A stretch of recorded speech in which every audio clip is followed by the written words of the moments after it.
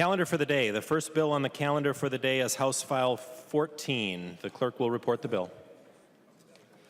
House File number 14, number 1 on the calendar for the day, an act relating to capital investment, the first engrossment.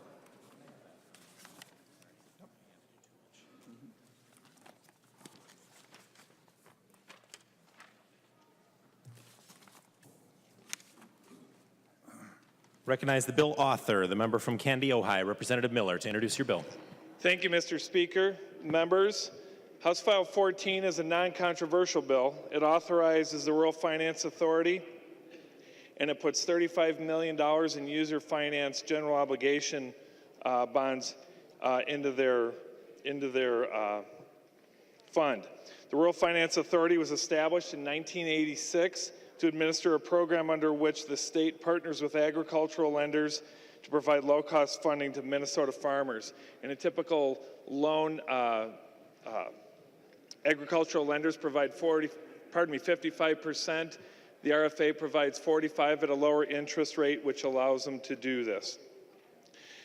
These bonds are user financed, which means that as the bonds go through and are used by the Department of Agriculture, the end user pays off the bonds on the way back, so there is no expense to the state through these. A typical 3/5 majority is not required for these. There is in the Minnesota Constitution, Article 11, Section 5H, which requires specifically for this only a simple majority. I stand for questions, Mr. Speaker. There is an amendment at the desk. The clerk will report the amendment. Hansen moves to amend House File number 14, the first engrossment, and the amendment is coded A4.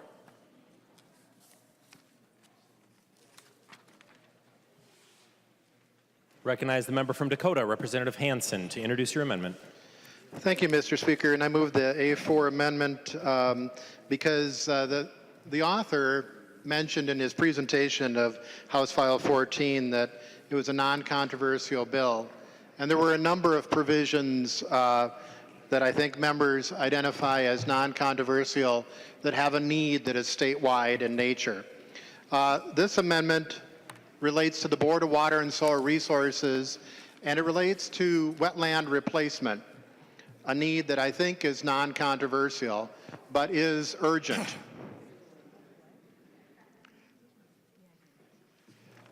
The urgent need is that we have a system in Minnesota that when we're doing road construction, if there's an impact on a wetland, we have to mitigate that impact. And we do that through a system of wetland banking.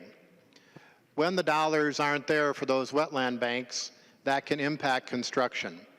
And that construction is critical for making our transportation system work. I know that this particular amendment appropriates $10 million in bond proceeds. And after I've had the amendment drafted, I know that there's some challenges with backing up those bond proceeds, Mr. Speaker. But if I would present this, I know that Representative Fabian, I think, has some comments on what's going to happen during the week. To the amendment, the member from Roseau, Representative Fabian. Thank you, Mr. Speaker, and thank you, Representative Hansen, for mentioning the importance of the wetland replacement. We are going to try to fast-track a bill through our committee on Thursday. We are appropriating your amendment was for $10 million for the biennium, I believe. We are going to fast-track for fiscal year 17, $5 million, so that we can make sure that any road construction projects out there in our different counties that need wetland replacement credits in order to be able to begin construction, that those funds will be in place over at the Board of Water and Soil Resources so that they can indeed proceed with that funding, or with that project, excuse me. Representative Hansen. Thank you, Mr. Speaker. And I think the indication here is that this is a need. Maybe we'll have an amendment to make that $10 million in your committee, Representative Fabian, because the need is there. There's a lot of urgency in Minnesota on undone work that didn't happen last year, but is work that needs to be done this year. So with my understanding that this amendment is out of order because we cannot back it up. Representative Knobloch, I think we had discussed that. I would withdraw the amendment. Representative Hansen withdraws the A4 amendment. There are no further amendments at the desk. The clerk will give the bill its third reading. Third reading, House File number 14. Third reading. Discussion on House File 14. The member from Nicollet, Representative Johnson. Thank you, Mr. Chair, and thank you for the opportunity to speak on the House File 14. You know, it's been a long time since I voted on a bonding bill. The last time I did that, it was a little more chaotic in this chamber, and it's good to see a bonding bill coming forward that represents an urgent need, and that's true in the House File 14.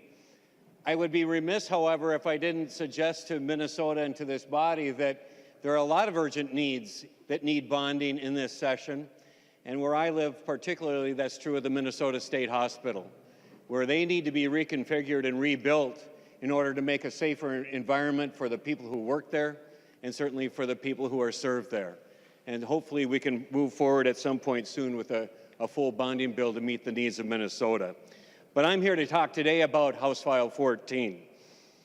There is strong bipartisan support for this bill, and it's because there's strong understanding across both aisles that there's value in supporting family farmers in Minnesota. And what's neat about this bill is it particularly helps those young farmers. We know that the farming population is aging, and we need to help farmers get into this very important business, and it's hard to do. It's a capital-intensive business. And what the Rural Finance Authority offers farmers is the opportunity to access credit to begin farming, to expand their livestock operations, to improve their farming operations, that little nudge that they need to be successful on the land. And it's very helpful there. It's particularly helpful now. As we all know, over the last several years, there's been low commodity prices, and inevitably there's a number of family farmers out there who are looking at their balance sheets right now as they're planning for planting this spring and going, we're in trouble as a family. We need to resolve this. We need to address this. And it's the Rural Finance Authority that really sets up the operations whereby they can. And it's by way that they can reevaluate their loans, redo their loans under another setup so that they can be successful as farmers. So this strong support for this bill is really rooted in the value of family farmers across Minnesota that's understood across both aisles in this chamber. I think it's also successful. It also enjoys a great deal of support because this is a program that works. We hear the cynics and say, oh, government doesn't work, government. Well, take a look at the Rural Finance Authority. This is a program that works. Since 1986, Representative Miller, they've given out 2,888 loans, and only 20 of those have failed. That's a pretty darn good record, it seems to me.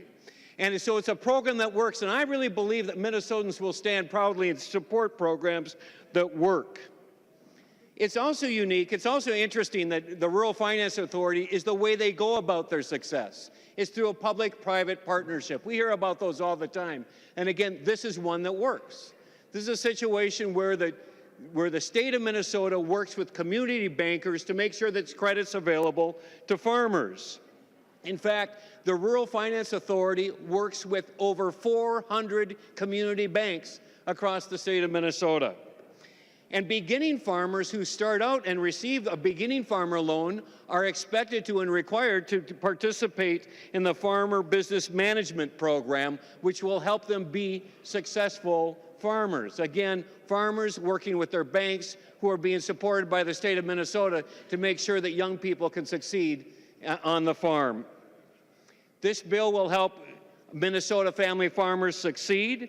It will provide financial stability in the countryside, and it builds on partnerships that makes Minnesota working together to help agriculture thrive throughout Minnesota. I urge a yes vote on House File 14. Recognize the member from Carleton, Representative Sundin. Thank you, Mr. Chair.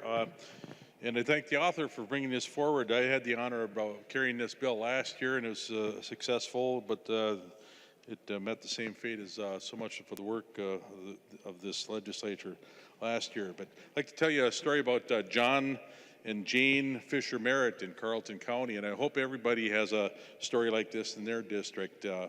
They've established one heck of a organic farm in that county. They retired a couple years ago and turned their farm over to their son, Yannicki, and daughter-in-law, Annie. And there's a third generation coming. And I hope a program like this enables them to keep that farm growing and in the family. I believe that's the intent of this legislation anyway. But again, thank you, Representative Miller, for bringing this forward. But I do have a question if the author will yield. He will yield. Representative Sundin. Representative Miller, I enjoyed a stay on the Agricultural Committee. It was one of my favorites. But last year we were faced with actual cuts for the agricultural budget. Can you let us know, or do you have any indication of what the budget would be for the Agriculture Committee this year? The member from Candy Ojai, Representative Miller. Excuse me.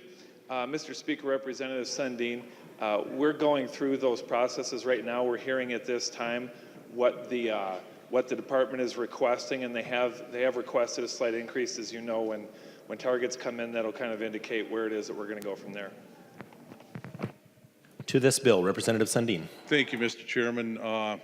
I wish you luck in that committee. I hope you're not left flat-footed like we were last year, looking at cuts for some of the most important businesses in this state, agriculture. Thank you. Further discussion on the bill, Representative Hausman from Ramsey. Thank you, Mr. Speaker. I voted for this bill in both committees and will vote for it today, and so I want to be clear that my comments are not to the purpose of the bill, but the context and to perhaps provide some encouragement for us to quickly finish our work. It's hard to pass a bonding bill, and one of the reasons you keep all of the infrastructure needs together into one bill is to figure out how you're going to get those 81 votes. Everyone has a vested interest in seeing that happen. And so I was sort of intrigued by the fact that apparently Representative Fabian said we're going to this week move still another one separately, which is the roads wetland replacement program. And the more we do that, the more we run the risk that there won't be the momentum for 81 votes. One of the things I think I wanted to make very clear today, we've heard the case for the urgency of this one and for the wetland replacement program. But just to give you a little bit of a sense of projects that are in that bill waiting for us to pass it: the Minnesota Security Hospital, Medelia Infrastructure, the St. Cloud Prison, the Camp Ripley Oil Train Derailment Emergency Response Training Center, railroad grade separation at 3 of the most dangerous crossings in Moorhead, Coon Rapids, and Red Wing, housing infrastructure bonds for permanent supportive housing for those who don't have a safe place to sleep at night, the Child and Adolescent Behavioral Health Services in Wilmer, a desperately needed psychiatric hospital facility, the Anoka Metro Regional Treatment Center, the Lanesboro Dam repair where the water is coming through that wall. How much longer will it last? And one very significant one, this begins to demonstrate the amount of federal money that is on the table. And this is the St. Louis River Cleanup Project that currently has 65% federal matching dollars. That's $50 million that's at stake. We have asset preservation at colleges, prisons, veterans' homes to repair leaky roofs. One of those leaky roofs is on the Science Museum. And here's what happens when they're waiting for us to pass a bonding bill. That building couldn't afford to have any more damage, so they had to break the project up into 2 phases. And they're starting on the phase 1 to prevent any further damage, and then are hoping for a phase 2 partnership with us. All of those things raise the cost of projects. So all of the projects will face those sorts of higher costs. No one said it better than the people who live in the Lewis and Clark area for why there is an urgency. This was in the Daily Globe. And they pointed out that the governor and the House and the Senate, everyone is in support of this, that funding for Lewis and Clark is in the bill. But then they say The bonding bill is one of the last things that will be done in the legislative session in late May. It's where all the bargaining chips are held. It's the last piece of legislation, but it doesn't have to be that way. There's no reason we can't pass it in February. To suggest that we hold everything as leverage to the last minute is one of the things the public hates just about worse than anything. I don't think I have anything said to me more often by constituents than, Alice, why do you always wait till the last minute for everything? They see the dysfunction of that. They see we run out of time. And so that hasn't worked well for us. And then they go on that they don't want to wait that long to get construction started. That's why they're working on a standalone legislation to free up approximately $8 million in surplus funds. And here's why they want a standalone bill for the $8 million. If it stays in the bonding bill and it passes, it would be late May, and we would lose much, if not all, of the 2017 construction season. That's the point. All of these projects will lose the 2017 construction season. And so there's urgency across the board. We're all in this together. The infrastructure that keeps us healthy and competitive as a state is important to all of us. And when we pass a comprehensive bill that is fair for all regions of the state, we do the state a great service. Discussion on House File 14. The member from Hennepin, Representative Rosenthal. Thank you, Mr. Speaker, members. Representative Miller, I'm going to vote for your bill today, but I would like to tell you just a little story, and then I'm going to ask you to yield for a question. Last week, the Veterans Affairs Committee was invited for lunch at the Veterans Home. I typed it in my trusty little phone. It took me on this crazy little route and ended up at a bridge that said closed. And so I had to go all the way around the park system to a back road to get into the home. And it's frequently, there's events there, there's marches there, there's, just a lot of people there. And I talked to the director, and he said that it was really, really problematic because some of these veterans weren't being able to get cared for by emergency vehicles. So there's $5 to $7 million to fix this bridge. So Representative Miller, would you yield for a question? He will yield. Representative Rosenthal. Thank you, Mr. Speaker, members. So if I support this bill today, will you support my bill for the Veterans Home and for our veterans to keep them safe for $5 to $7 million?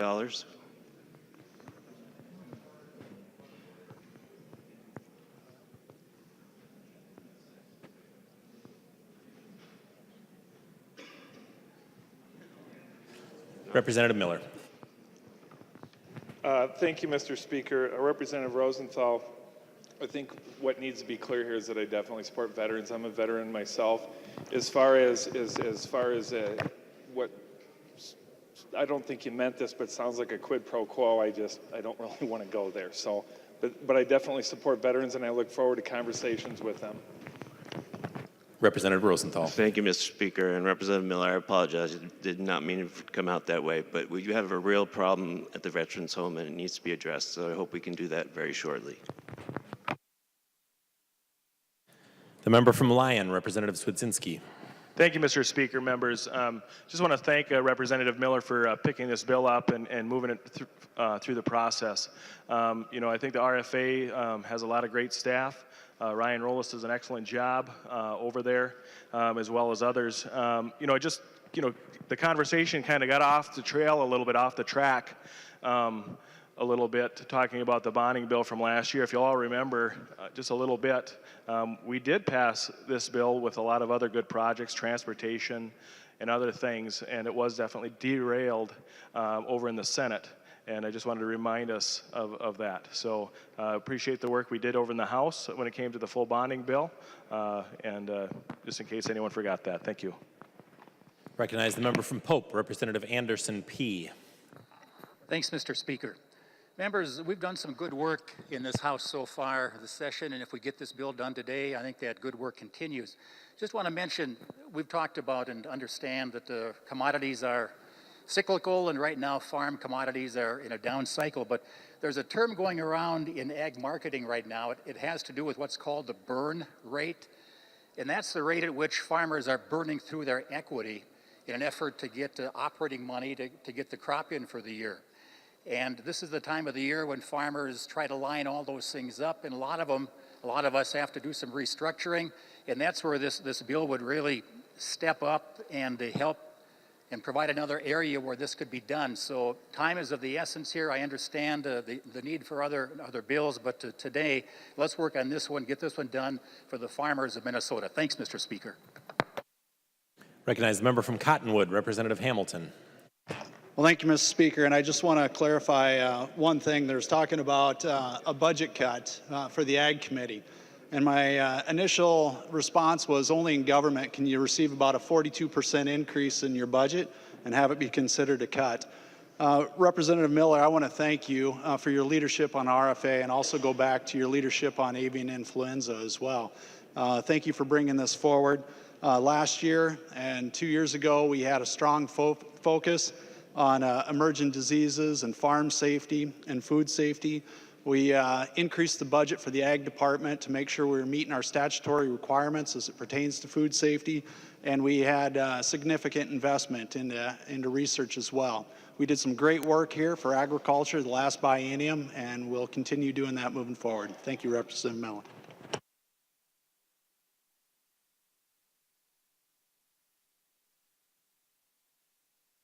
The member from Rice, Representative Bly. Thank you, Speaker. I'm wondering if Representative Knobloch would yield for a question. He will yield, Representative Bly. Thank you. I certainly support the Rural Finance Authority initiative and would really like to vote for it. I'm a little bit confused, though, about the process that we're going through, and talk about the bill on Thursday. And what does this sort of spending do to the targets and to the process that we're going to go through it? And we don't know yet whether or not we're actually going to have a bonding bill, and we hear many concerns, many issues that should come forward. I just would like to hear kind of what's the plan, or how are we going to proceed going forward, so other members may know if they will get a chance to advance some of these, I would say, emergency issues that they see in their own districts. Thank you. Member from Sherburne, Representative Knobloch. Well, you've asked a couple of questions there, I guess, in terms of how this works on the targets. These are user-financed bonds, and consequently, I don't know that these particular bonds really will have much effect on the targets. The bonding bill itself, with general obligation bonds that are paid for by the state, would, of course, affect targets. We have been holding Ways and Means Committee meetings to look at the budget. We held another one this morning to review the governor's recommendations. Over the course of the next 6 weeks or so, we'll have many other hearings, and we'll be taking input from all the other committees to assemble what we believe are the targets that would be appropriate for the state, and then I anticipate the Ways and Means Committee will vote on them and adopt them. Representative Bly. Thank you, Representative Knobloch. And then as to the general fund relating to the bill that Representative Fabian mentioned coming up on Thursday, is there an effect on the general fund and the targets and all that? He will yield. The member from Sherburne, Representative Knobloch. Mr. Speaker, yes, there is an effect to the general fund on that, just like there was an effect to the general fund with the tax conformity bill that we passed some weeks ago. We can, if you look at Rule 4.05, we don't have to adopt targets before we adopt spending bills here on the House floor. We already spent some general fund money with the tax conformity bill in the range of $21 million, if I remember correctly. And similarly, the money that would be spent on the wetland replacement bill that Representative Fabian's been talking about would be general fund money. It would impact the general fund. I would anticipate that we would be carrying those costs in the environment bill when we eventually put that general fund omnibus bill together.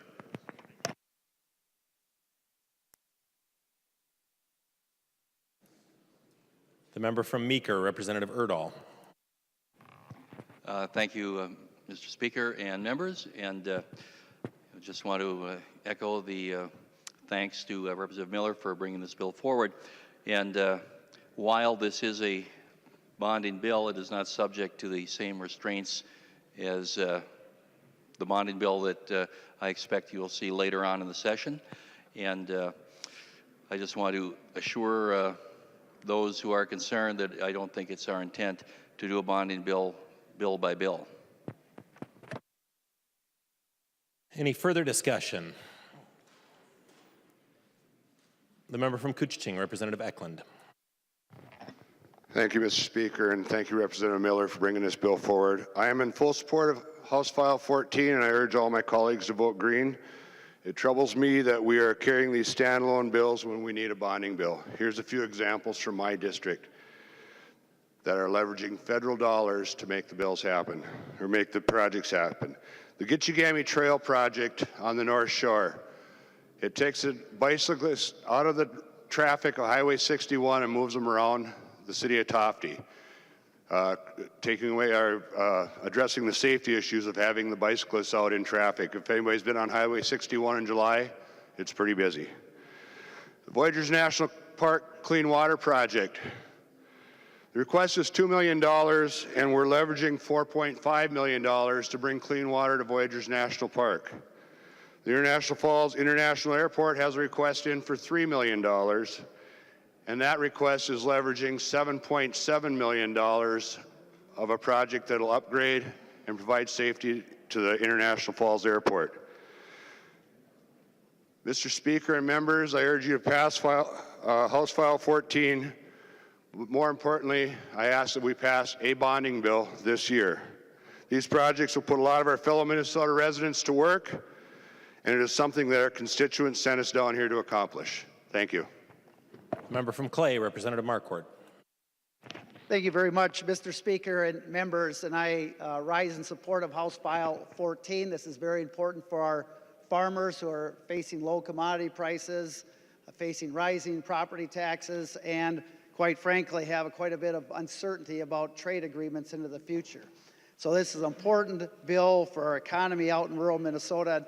And so let's pass this bill today. Let's pass House File 14 today, and then set as a top priority tomorrow to get a bonding bill out as soon as possible to really address the needs that we have out in rural Minnesota as far as our economy and our quality of life. I know Chair Udall heard a couple folks, one from Morris and one from Detroit Lakes, talking about water and wastewater treatment facilities. And the city manager from the city of Morris said they've got about an $18.5 million project to deal with a chlorine problem that they have. They have already spent about $800,000 in design work to get that ready. And in fact, we're ready to go, and then we didn't get a bonding bill last year. And without some help from the state, they're going to have to double their utility rates. The city of Detroit Lakes, they are looking at a wastewater treatment plant, about $36 million. They're ready to go. They're hoping that they can have the design done in March and let bids in July, award them in August, and have ground broken this fall. They need to do that, and without state help, they'd have to raise their utility rates just on wastewater to about $100 a month. That's what the committee heard. And those stories could be told throughout rural Minnesota and throughout the state of Minnesota. If you really are talking about promoting rural development, if you're talking about promoting economic development in rural Minnesota, it's just talk, unless you actually are willing to help these cities foot the bill for the infrastructure that's needed for this economic development.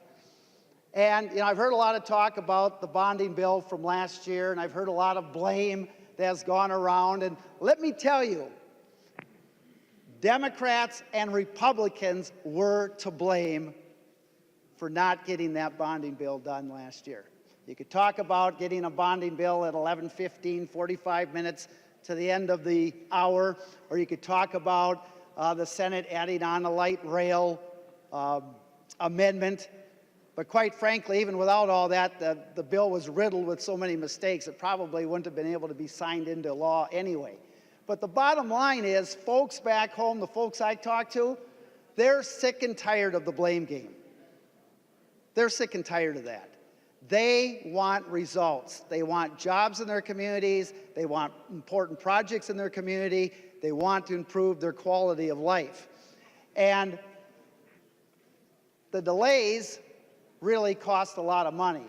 And so members here in the majority, I would ask that we start to move quickly, not to make a bonding bill part of the usual negotiations at the end of session.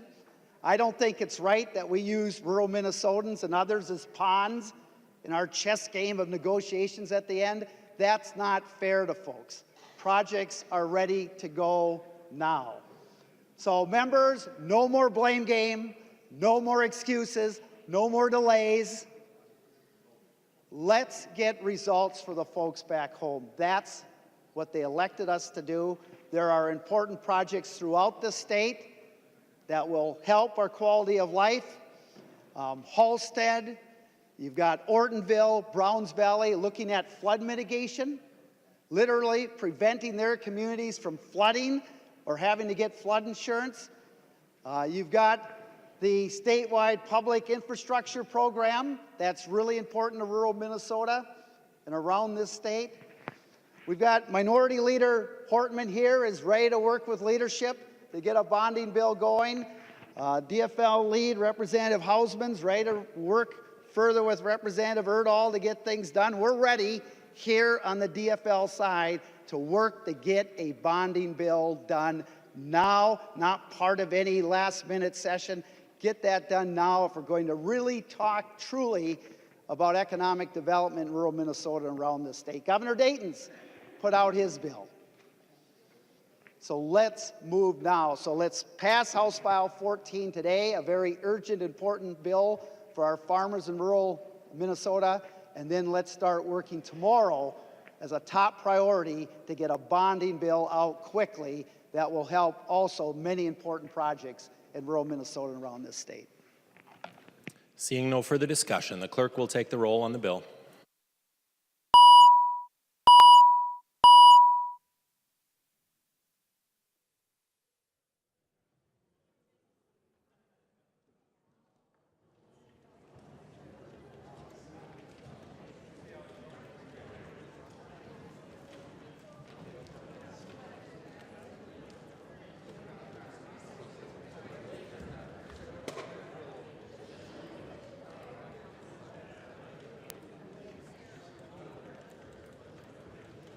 Clerk will close the roll.